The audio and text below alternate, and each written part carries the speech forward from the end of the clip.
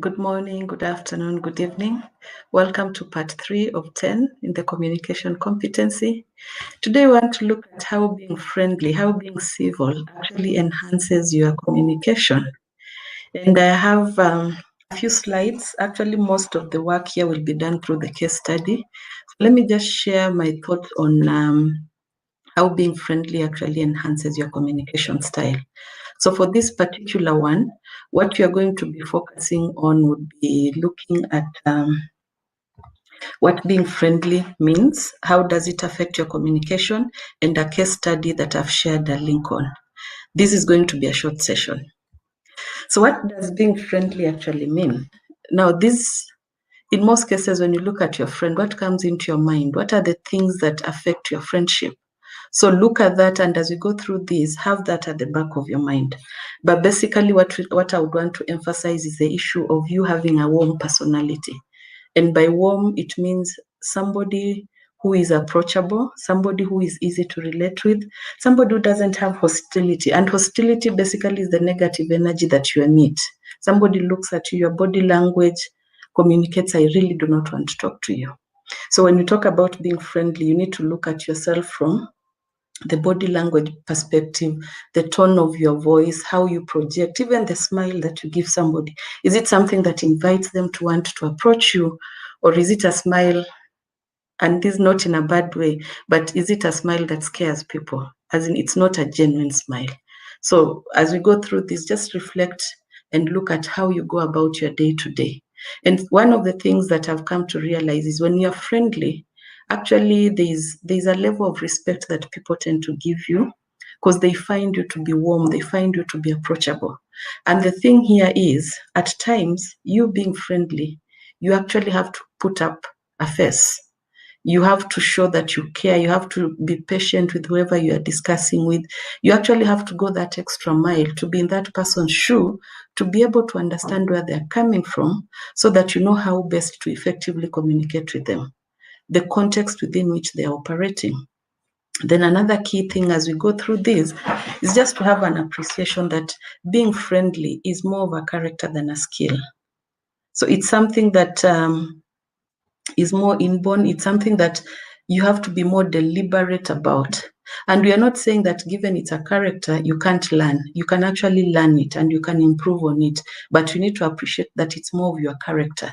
So you can't just say that I'm skilled in being friendly. No, it's something that comes as second nature. It's a character issue. And lastly, as an intro to the aspect of friendliness, is the issue that I can be friendly with you, but I'm not your friend. And this took me time to really rationalize, but I came to appreciate that we have people, especially like in the workplaces, or even when you're working on a project or something, there are people whom you'll be so friendly with that even other people within the office will be like, hey, you guys are tight. But the reality is you're not friends. You're just being civil to each other because you want to achieve a certain goal. And as we move along, just keep at the back of your mind that not everybody who loves with you is actually your friend. If you want to distinguish between a genuine friend and a friend who's being civil to you for purposes of achieving your goal, is try to find out when you're in need who actually comes to your rescue. So that will help you distinguish between somebody who's being friendly to you in the context of the work environment and somebody who's being friendly to you in the context of the social environment. But in this particular perspective, we want to look at friendliness in the context of the work environment, being civil to each other. In the context of a project, like if you're looking at our alumni, how do we become friendly? And at times, I personally, I get a bit worked up, I'm sorry to say, when people blue tick you. And I think many of us get that feeling. Blue ticking, basically, somebody reads your message on WhatsApp, you need a response and they don't respond, but they've actually read.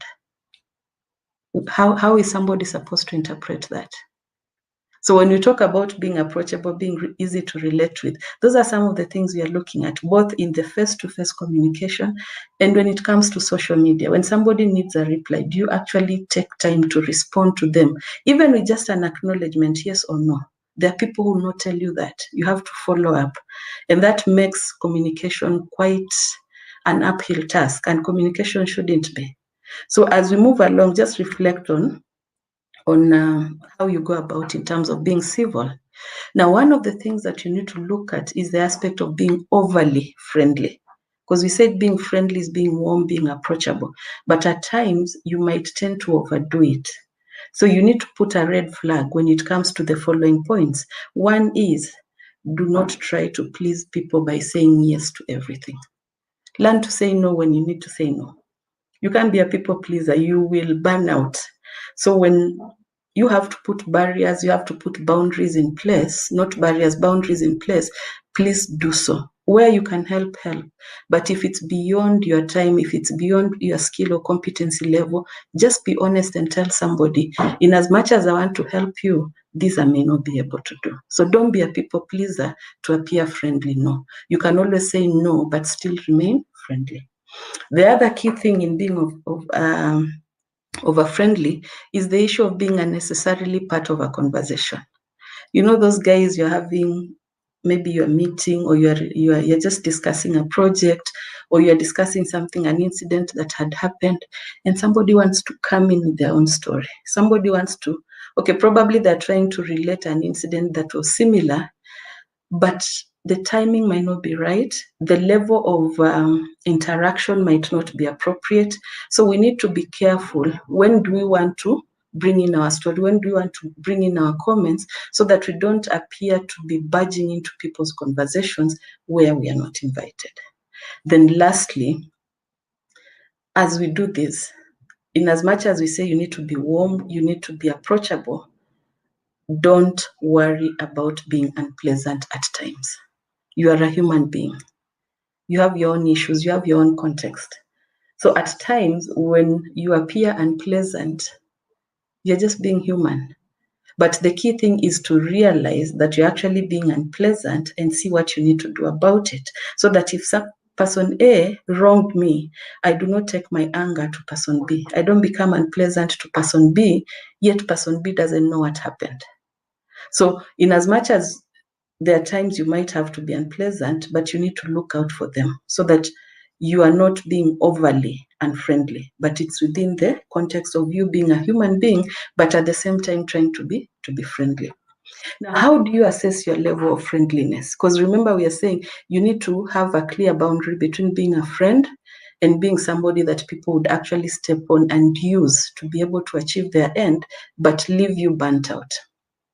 So one of the things you need to ask yourself is, how do I behave when whatever it is, the conversation, the discussion we're having is actually unpleasant or seems to be threatening? What is it that I do? Do I go along with it and side with the person who's talking about it in as much as it might be threatening?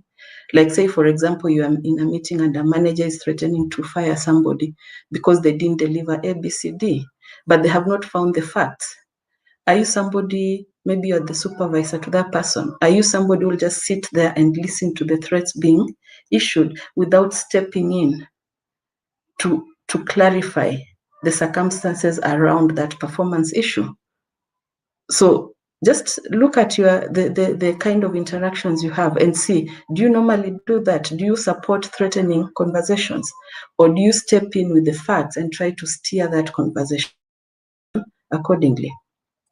The other thing when it comes to your behavior is, do you oppose language or gestures when you know that it's not being done in accordance to the culture, in accordance to the expectations? If somebody says using foul language, are you one who can actually tell them, hey, excuse me, in this particular office or in this particular setup, we actually do not use this kind of language? So look at it. How do you behave in unpleasant circumstances, in threatening circumstances? Do you step up? Do you come out of your shell? Or you're one person who will now recoil into it and just stay in there? Then the other thing is being comfortable steering the conversation.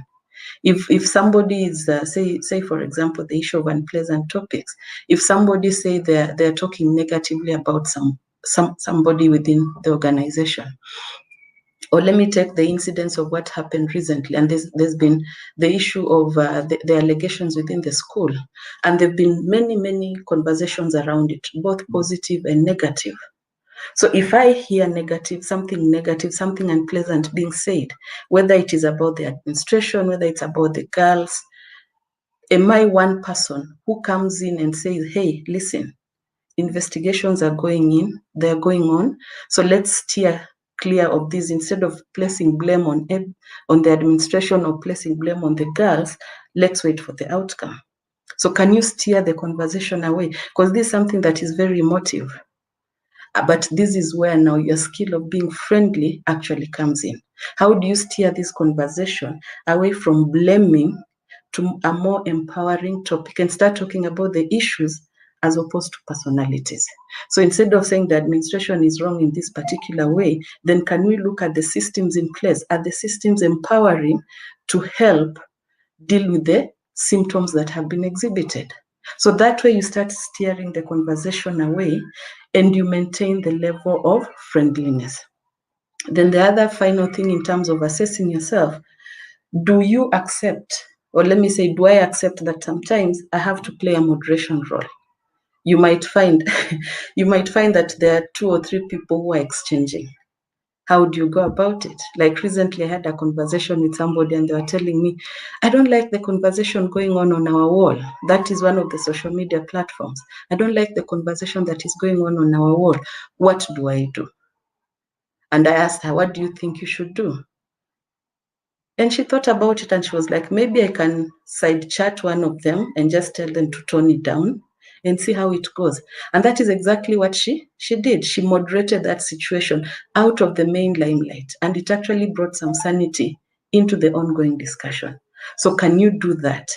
So when you look at these levels in terms of how you behave when somebody is being unpleasant, when somebody is being threatening, when you steer a conversation on, or when you accept being a moderator in a situation, then it can tell you whether your level of friendliness is low or is high. Then you'll be able to see where the gaps are and see how best can you improve or harmonize the kind of behavior that you exhibit when it comes to certain scenarios. So take time and just go through that and see how you do behave. And probably you can do an audit. You can take a week, you can take a month, and just be conscious about how you behave and see what makes sense, what doesn't make sense. Where do you need to improve? Where do you need to tone down? Now, when is it effective to use the issue of being friendly? We've talked about conversations going in the wrong direction. This is where you need to bring in your civility. This is where you need to bring in your friendliness as a competency. Try to steer that conversation so that people don't get hurt. Because at times when people are discussing motive issues, the kind of words they use, the kind of phrases that we use, they can actually be very strong and they can be hurtful. So in as much as later we will give apologies and say we are sorry, but the hurt has happened. Somebody is deeply hurt. When the truth comes to light, you find that turning around that clock is not possible. So when can we use the friendliness? When you find that things are not going in the right direction, try to steer them so that people don't hurt each other. People don't become overly aggressive. The other key thing is the aspect of supporting yourself in a way that you sidestep, in a way that you ensure that the things that are not pleasant, which we talked about, how do we navigate around that? How do you apply your friendliness in a way like now what my colleague did, side chatting somebody, just telling them, hey, listen, wherever this conversation is going is actually not the best. And you see, we do not have all the facts. So can you just tone it down and let this conversation come to an end? That really helps because you're bringing in your civility to turn around a situation. Then one last thing is steering the conversation towards pleasant or more constructive topics. Like now, in as much as there is a lot of tension, there is a lot of anxiety as we wait for the investigations into the allegations that were there. What are the things that we can steer our conversations to? One, we have a very good school. Secondly, we have brilliant students. Thirdly, I want to assume, because I haven't been in the school for a long time, so I want to assume, given what I experienced while I was in the school, we have very good teachers. Then how can we leverage on these three ingredients to bring a system that is very strong, a system that actually helps us to address those particular symptoms that we are seeing? That we are moving into a more constructive topic, as opposed to us starting to blame each other. Oh, you didn't do this, or the administration did not do this, or these girls did not do ABCD. That will not help us. But if we start looking at our school, the kind of infrastructure we have, the level, it's a national school. Look at the kind of teachers that we have in school, the kind of students that we have in school. How do we marry all these, irrespective of the challenges that are being faced? How do we marry all these in a manner that actually gives us a constructive way of moving forward? When we bring parents into the picture, what are the things that they can share with us? Because at times, how we behave at home and how we behave at school might be slightly different. What the perception of the parents are in terms of their children, in terms of the administration, in terms of the school in general. If we bring all these things together, then we can have a constructive way forward in terms of helping each of the key stakeholders to be the best that they can and maintaining the reputation of our school. Now, how do you improve friendliness? One, patience. Patience, patience, patience. And in the patience, you have to learn to control your temperament. And normally you are told when you are really, really annoyed, count up to 10. Take deep breaths as you count. So 1, 2. By the time you get to 10, trust you me, your tempers would have gone down. So whatever it is you'd have said without having counted up to 10 will be slightly different from what you'd have said earlier. In fact, you might even not feel like saying anything, because as you count, you're actually taking time and reflecting. Do I need to say this? Is it worth saying or not? Then learn to help and support each other. As a school, we have those who have had negative experiences. We have those who have had positive experiences. We cannot assume because I had a positive experience, everybody did that. No. And we can also not assume because I had a negative experience, everybody had that. No. So we need to learn and see, yes, I had a negative experience, but other people had positive experiences. How do I bring this negative experience to light in a manner that can help us grow, in a manner that can help us enable or help the others who are still in school not go through the same experience? I had a positive experience. How do I use my experience to help the person who had a negative experience to overcome that and start living the life that they actually need to live? That is being friendly. That is being warm. That is reaching out to each other so that we all are reading from the same script. We all have a mechanism that we can appreciate. Our experiences were different, but if we bring them together, then we are able to move forward. The other key thing is we need to stop being snobbish. And this, I know some people do it unconsciously, but ignoring a person can be the worst thing that you ever do. Imagine somebody saying, and this used to happen, this happens a lot, especially in offices. And I remember when, during my earlier days in work, you'd actually say hi to somebody and they would look at you and just walk away. Do you know how you make somebody feel? And the simple thing you could have said was just hi back. Remembering what our definition of being friendly was: warm, approachable, ready to engage with other people. So when somebody says hello to you, it's a greeting, and then you just pass them, honestly. Or even on social media, somebody wishes you a happy holiday, somebody wishes you a good night. You read, you blue tick them. You can't even say good night back or hello back.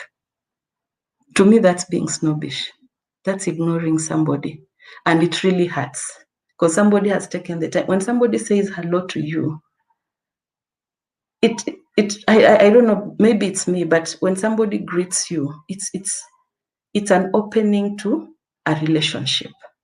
And the relationship here, we are not talking about a relationship in the context of love or anything, but a working relationship.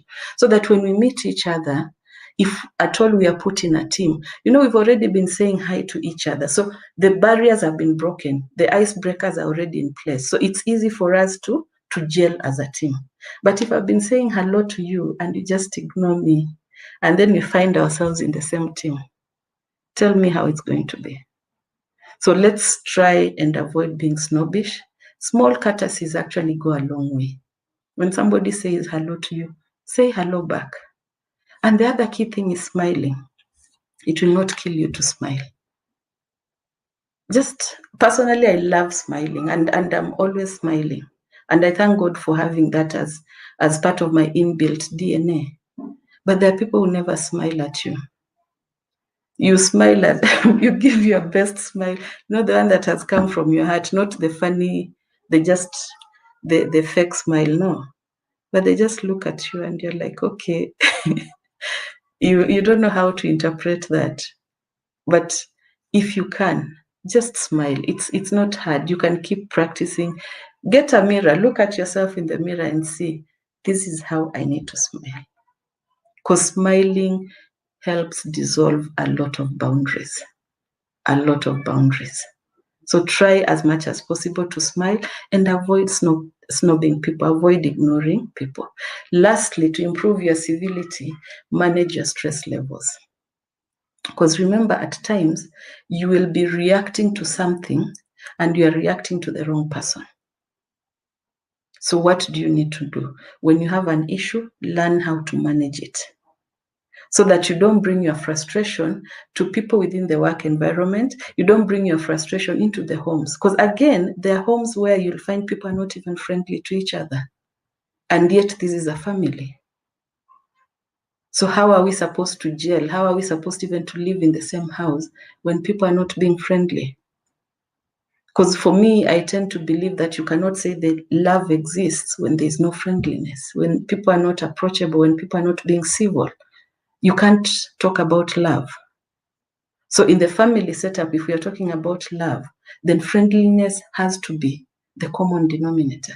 Am I being civil to my partner? Am I being civil to my children? Are the children being civil to each other?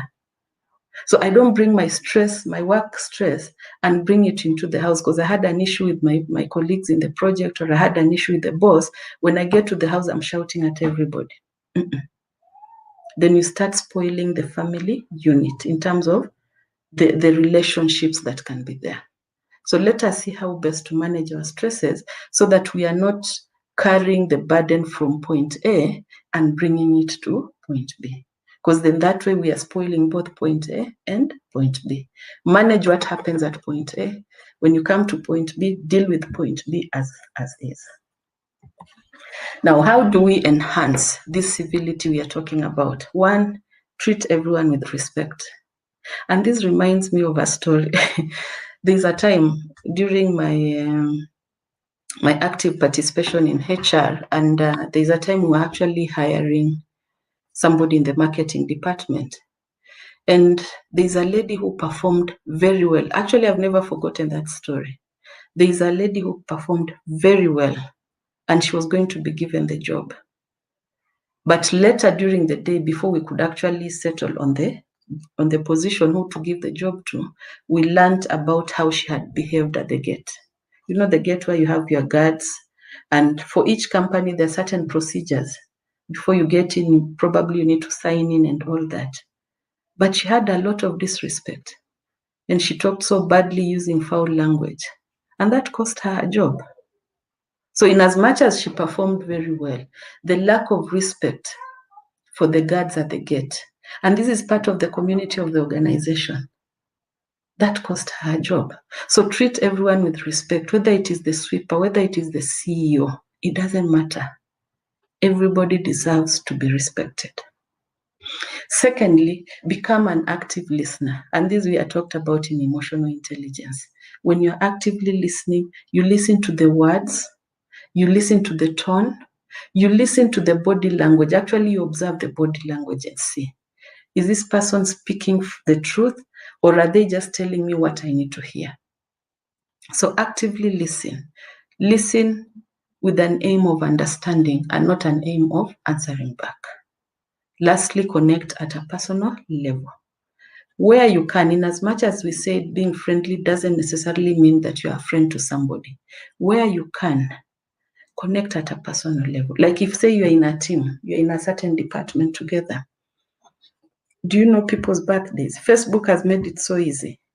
So if we have a way of capturing that information and you just tell somebody happy birthday, or probably a team member was expecting they have a child, you send them a card, congratulations. Those are small things that don't necessarily mean I have to get involved in your life, but they make somebody feel appreciated. Where you can, connect at a personal level. Like at times, the way you see banks, they capture your detail, especially like the Jumbo Junior. My daughter would always get a card on her birthday. And that makes you connect with the institution at a very high level. So anytime you feel I need to move to another bank, I'm like, no, these guys, they always remember my daughter's birthday and they always send her a card. So the card might not be very personal because I don't know who the person is sending to me, but the thought behind it, that just makes you feel very appreciated. And you're like, if they can do this, then they have my interest at heart. So what is it that you can do to connect at a personal level and make the other people in your team, make the people in your home feel like you actually are a friend to them? Where possible, we talked about stress. Where possible, have tension releasing mechanisms. If you're into sports, if you have to go to the gym, if you're somebody who loves to meditate, do that. If you like to listen to music, do that. Do whatever it is that you have to do to be able to release that stress. Because once it's out of your body, then you become a better person. Team building activities. These would work mostly where we are talking about teams, the work environment. Maybe you have a project, maybe the alumni, you are coming together and all that. Team building activities are important because they help you understand each other better. Because chances are you are doing this out of your normal work environment. So you get to see a different part of that person and you get to appreciate them more. You get to have a better understanding. Oh, kumbe, this is why they do ABCD. Because the environment is different. And when the environment is different, people tend to behave in a different manner. So see how best, if they're team building activities, bring them together, even for families. Because at times you get families that don't interact much. Organize for team building activities. We are going into Christmas. Go outdoors with your family, with your extended family. If you have to come together, I know there's COVID and all. But if you have to come together and you've observed all that, have some activities around building trust and getting to have a better understanding of each other. Finally, celebrate success and victory. Because by the time you are succeeding at something, it means you worked together as a team. It means that the communication in that particular project or whatever it is, the goal that you're working towards was effective for you to be able to succeed. So when you continuously celebrate your success and victory, it actually enhances your sense of cohesiveness, sense of friendliness within the team. When people are high-fiving and celebrating, yeah, we did it. Imagine that adrenaline. Imagine the feeling that comes with that. That makes people want to connect even more. So where possible, celebrate those successes and victories. It doesn't have to be an elaborate celebration. Even the high-fiving, even just having a cup of tea together and appreciating each and every member of your team, that enhances a sense of cohesiveness. It builds, it strengthens the friendliness in the friendship within the team.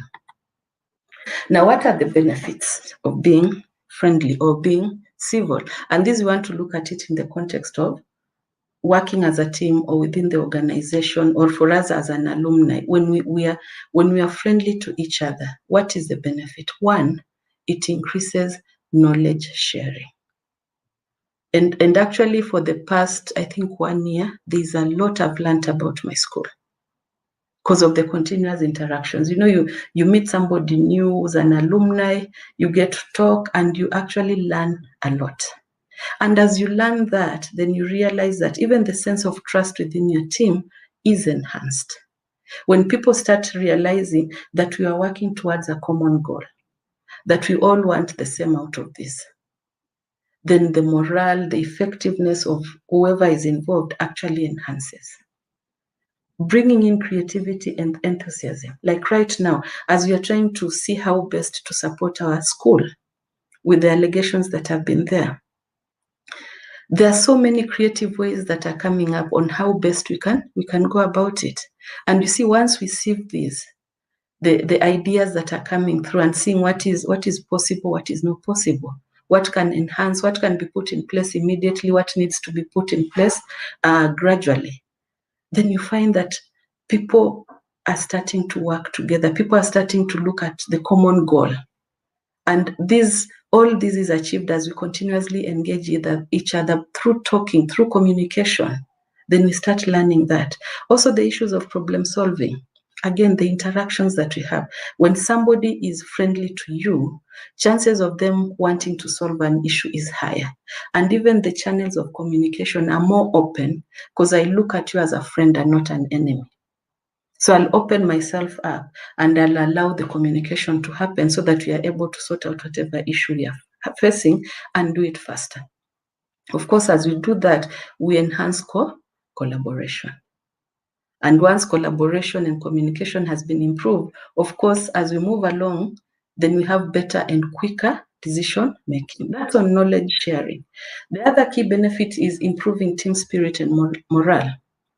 As people are working together, and I know that the team I work with is actually friendly, my work environment is friendly, then as a member of that team, my production will go high because I don't have things that are stressing me within that work environment. So my productivity will go high. Chances of me being absent from work are actually going to be minimized because at times we become absent because we don't look forward to going to the work. In fact, that reminds me, at one point, I had a boss who was really, really negative. And the thought of going to work would just make me sick. In the morning, I would wake up and just getting out of bed was a challenge because you're imagining the kind of work environment you're going into and you're like, no, I just can't imagine another day working in that particular space. So for me, I'm not the absentee type. So I would go, but my morale was very low.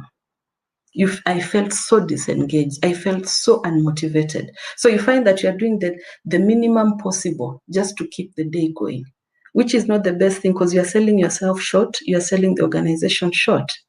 But that is the impact of having an unfriendly work environment. So how do we make our environment friendly? That we can improve the team spirit and morale by being friendly. The kind of communication we have, the kind of words that we use, the kind of support that we provide. We are not saying that if somebody doesn't perform, you are still going to be lovey-dovey. No. We deal with issues as they come. But bottom line is, are we using words that are encouraging, words that make people feel they're part and parcel of that particular team?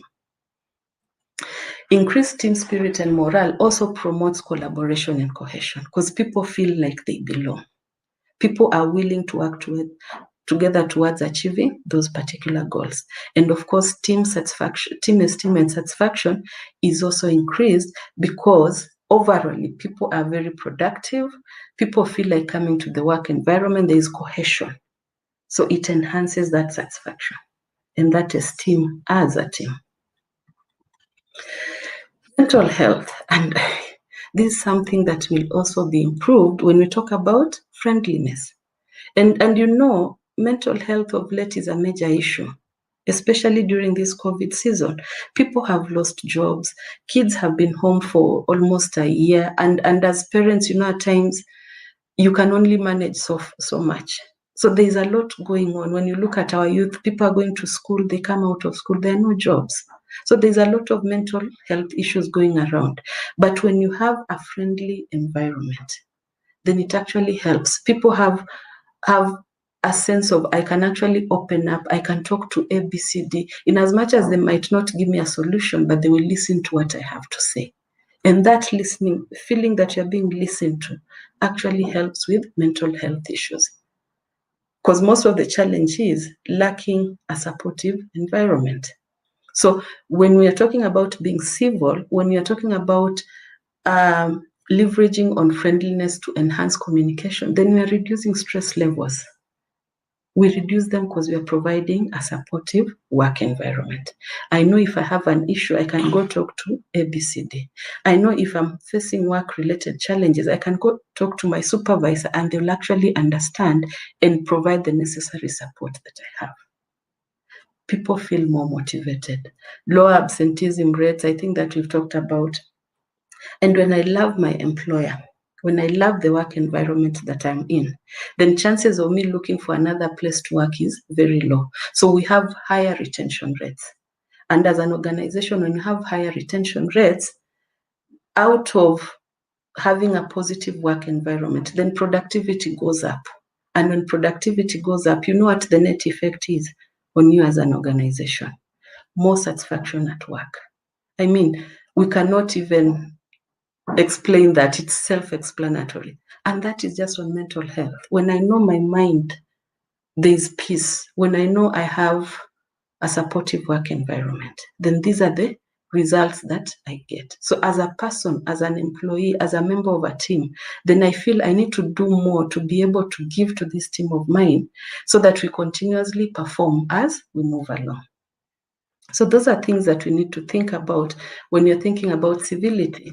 How do we enhance our communication by being friendly? And at the end of the day, what is the impact on the organization, the impact on the team, the impact on the alumni? We can all see this. Then minimizing of stress, which of course improves the work environment. I love this. Better non-judgmental interactions. Non-judgmental. There's nothing as bad as being judged. And in many cases, when you're judged, it's based on assumptions. So you can imagine in an environment where there's civility, in an environment where friendship is encouraged, friendliness is encouraged, then there is better non-judgmental interaction. So we will meet at face value. You listen to what I have before you make your decision. How many of us would love that? And not going into a meeting and you are so dreading the meeting because you are assuming people have already made assumptions.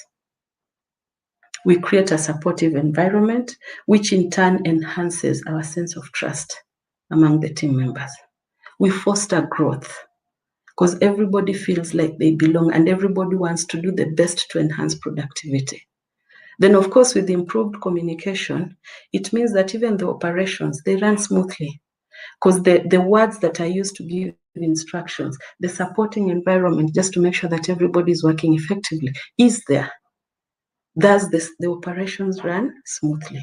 Then, of course, it allows you to focus more on your goals, outputs, and outcomes, as opposed to sitting there and thinking, oh my gosh, I need to do this, I need to do this. No, with an environment that is friendly, that will not be an issue because the environment is supportive for you. So when the environment is supportive, I focus more on what I need to do, which is achieve my goals, give the expected outcomes and outputs. So this thing of civility in the work environment is very important. And remember, I talked about being friendly, but not exactly being a friend. So if you want to be friendly, please go ahead. It does not mean that you have to be friends with whoever you're being friendly to. It just means be warm, be approachable, be ready to give an unjudgmental ear to whoever wants to discuss with you. I had said that this is going to be short. That is the end of what I had to share. But now for you to be able to see if you've actually understood the concepts, both from the emotional intelligence, the cohesion and clarity, and now the issue of friendliness, I have a case study that I have for you. So just click on the link that I've shared below the video so that you'll be able to see what it is that you have learned in this particular interaction. The key thing is application of the knowledge. So please take time, go through that link. It is just below the video link. You'll be able to see the link. If you can't see it, No, you'll see the link. So there's nothing about not seeing it. You will see the link, click on it, go through that case study, answer the questions on the last page. And the case study, I've actually copied it from one of the websites, and I've tailored it to our context. So go through it. If you have any question, we have our contact information there, so that if you have any question, then just get back to us. Let us know what your thoughts are. Let us know where you need assistance in terms of helping interpret what we have shared so far. So we've looked at part 1, which was emotional intelligence. We looked at part 2, which was the role of cohesion and clarity. Now we've looked at friendliness or civility. Now, part 4, we are going to look at confidence. How does it affect or enhance communication? And with that, I come to the end of this particular session. And I hope that as we continuously interact, you'll also share feedback so that I know how best to tailor the delivery of the content. So thank you very much. And I want to take this opportunity and wish you a Merry Christmas, wish you happy holidays. And as you go about enjoying your Christmas, just remember January is here, kids are going back to school. You need to take care of those bills. So take care of the bills first, then enjoy. So Merry Christmas and a Happy New Year. Thank you so much.